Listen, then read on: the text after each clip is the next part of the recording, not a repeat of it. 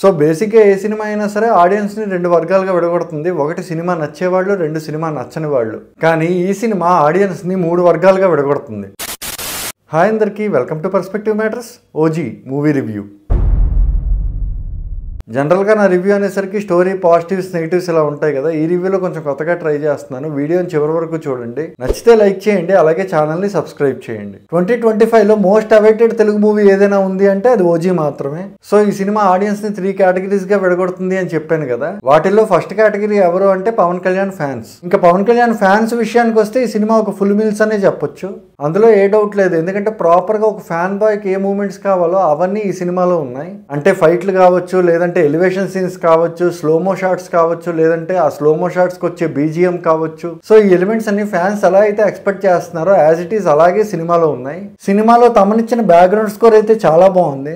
అలాగే రవికే చందన్ గారి cinematography తమనిచ్చిన background score ని లిటరల్లీ డామినేట్ చేసింది. ఇంకొక విషయం ఏంటంటే పవన్ కళ్యాణ్ ఫ్యాన్స్ ఎన్నో రోజులుగా ఆకలి మీద ఉన్నారు. దానికి రీజన్ ఆ సినిమాలు ఫ్లాప్ అవడం ఒక ఎత్తు అయితే, ఇంకో పక్క పవన్ కళ్యాణ్ లుక్స్ కూడా అంతంత మాత్రంగానే ఉంటాయి. ఇంకా ప్రీవియస్ మూవీస్ లో ఫ్యాన్ బాయ్ మూమెంట్స్ అంటారా, వాటి గురించి ఎంత తక్కువ మాట్లాడుకుంటే అంత మంచిది. ఇంకా సెకండ్ కేటగిరీ ఆఫ్ ఆడియన్స్ ఎవరంటే ఈ సినిమాకి ఎక్స్పెక్టేషన్స్ తో వెళ్లేవాళ్ళు. సో బేసిక్ గా ఈ సినిమా ముందు రిలీజ్ అయిన ట్రైలర్ కానీ, గ్లిమ్స్ కానీ, లేదంటే సాంగ్స్ కానీ, అలాగే సుజిత్ తీసిన గత 2 సినిమాలు రన్ రజరన్ అండ్ సాహోన్ డిపెండ్ చేసుకుని వీళ్ళకి ఎక్స్పెక్టేషన్స్ అనేవి బిల్డ్ అవుతాయి. సో ఈ కేటగిరీ ఆఫ్ ఆడియన్స్ కి ఈ సినిమా యావరేజ్ అనిపించే ఛాన్సెస్ ఉన్నాయి. ఎమోషనల్ కంటెంట్ లో ఏవైతే హైలైట్ చేశారో ఆ పార్ట్స్ వరకు సినిమా బానే ఉంది. కాకపోతే కొంతమంది సుజిత్ నుంచి ఒక మంచి స్టోరీ, లేదంటే ఒక మంచి నెరేషన్, అలాగే ఒక టిపికల్ స్క్రీన్ ప్లే అనేది ఎక్స్పెక్ట్ చేస్తారు. ఇప్పుడు నేను చెప్పిన ఈ 3 ఎలిమెంట్స్ ఏవైతే ఉన్నాయో అవి ఎక్స్పెక్ట్ చేసిన వాళ్ళు ఖచ్చితంగా డిసప్పాయింట్ అవుతారు.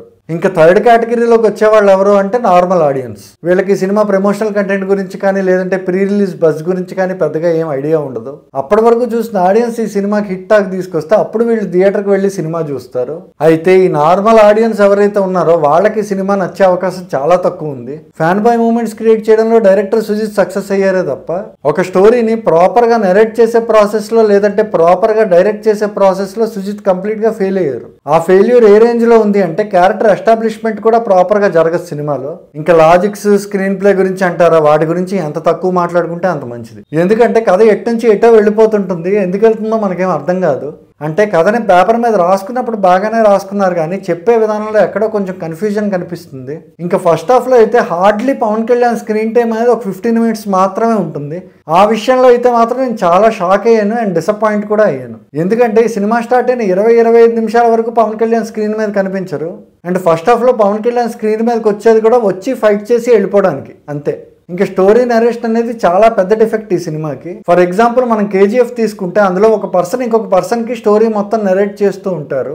ఈ సినిమా వరకు వచ్చేసరికి ప్రతి ఇంపార్టెంట్ క్యారెక్టర్ ఏదో ఒక సీక్వెన్స్ ని ఎక్స్ప్లెయిన్ చేయడానికి ట్రై చేస్తూ ఉంటారు. ఈ ప్రాసెస్ లో నాకు ఏమనిపించింది అంటే సినిమాని విజువల్ రూపంలో కాకుండా డైలాగ్స్ రూపంలోనే ఎక్కువగా చెప్పడానికి ట్రై చేశారు. బ్యాక్గ్రౌండ్ లో డైలాగ్స్ పడుతూ ఉంటాయి, స్క్రీన్ మీద ఎలివేషన్ షాట్స్ పడుతూ ఉంటాయి, అలాగే చాలా సీక్వెన్స్లు అయిపోతాయి. ఇంకా లాజిక్స్ విషయానికి వస్తారా, ఫర్ ఎగ్జాంపుల్ ఘర్షణ సినిమా తీసుకోండి. అందులో ఫస్ట్ విలన్ ని చంపేటప్పుడు సెకండ్ విలన్ అక్కడే ఉంటాడు. కాకపోతే వాడు పోలీసులకు దొరకకూడదు అని చెప్పి వాడిని కాపాడతారు. కాకపోతే ఫస్ట్ విలన్ ని పోలీసులు చంపడం అండ్ పోలీసులు దొరకకుండా సెకండ్ విలన్ తప్పించుకోవడం ఇదంతా చాలా క్లియర్ గా చూపిస్తారు.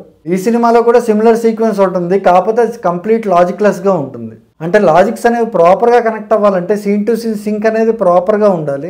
అలా సీన్ టు సీన్ కనెక్ట్ చేసి ఒక లాజికల్ స్క్రీన్ ప్లే బిల్డ్ చేయడంలో సుజిత్ కంప్లీట్గా ఫెయిల్ అయ్యారు. ఇంకొక షాకింగ్ థింగ్ ఏంటంటే సినిమాలో 60% ఆఫ్ ద డైలాగ్స్కి లిప్ సింక్ ఉండదు. సో ఓవరాల్గా ఓజీ సినిమా నాకు పర్సనల్గా బిలో యావరేజ్ అనే అనిపించింది.